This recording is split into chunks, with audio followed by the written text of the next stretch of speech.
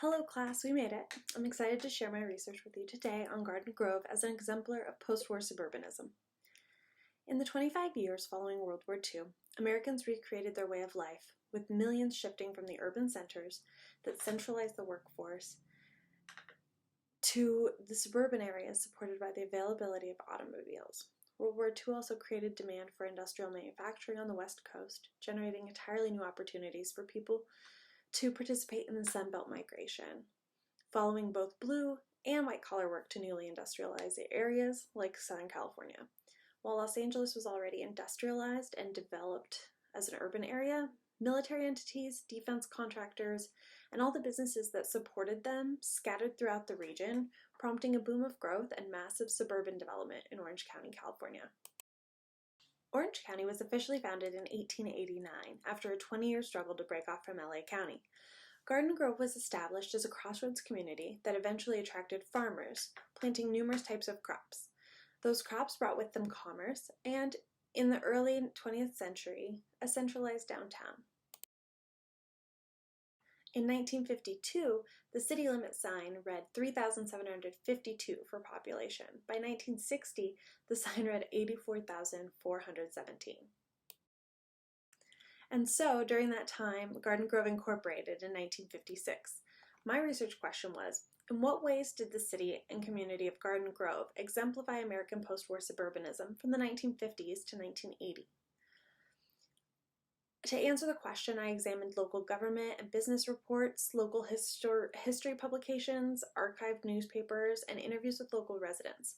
And I found that the documentation of the Strawberry Festival, combined with statistical data from the time period, demonstrates that Garden Grove did embody the characteristics associated with stereotypical post-war suburbia. Suburbanism is defined as the social and cultural characteristics that typify suburban residents, especially the dominance of younger, middle-class, and family-oriented patterns of work and social life.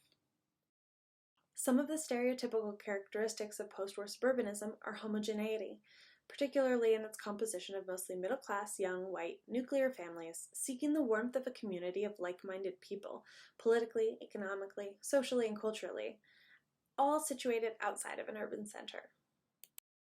I found a couple of reports on the demographics and the economic situation in Orange County from 1959 and 1961 that were instrumental.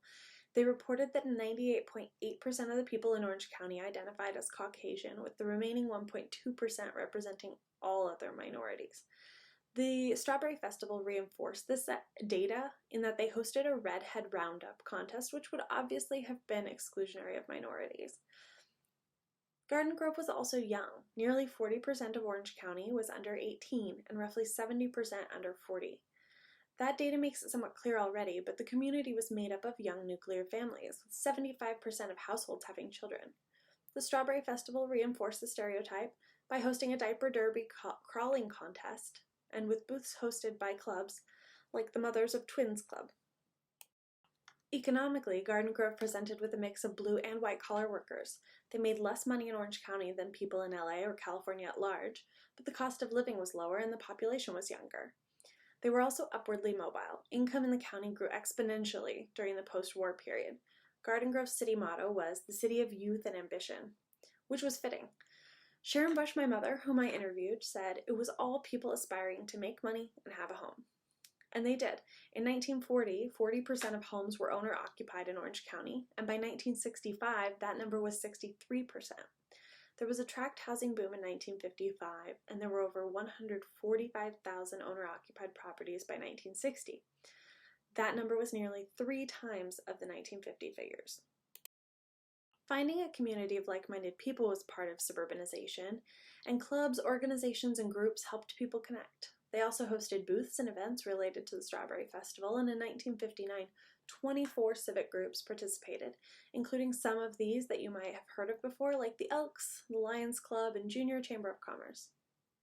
Cultural norms were reinforced through activities and practices promoted by the Strawberry Festival, including religion, gender roles, and other values like self-reliance and productivity. The festival was also demonstrative of the fertile ground in Garden Grove, fertile even for ideas.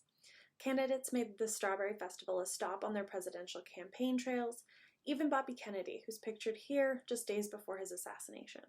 Conservative politics also made their way to the festival, and in the 1970s, the Garden Grove Taxpayers Association used a booth to sign petitions for a tax limiting initiative. From the mid-1960s through the 1970s, media coverage of the Strawberry Festival diminished. As the community aged, the industrialization increased, and Garden Grove became part of Los Angeles' suburban sprawl.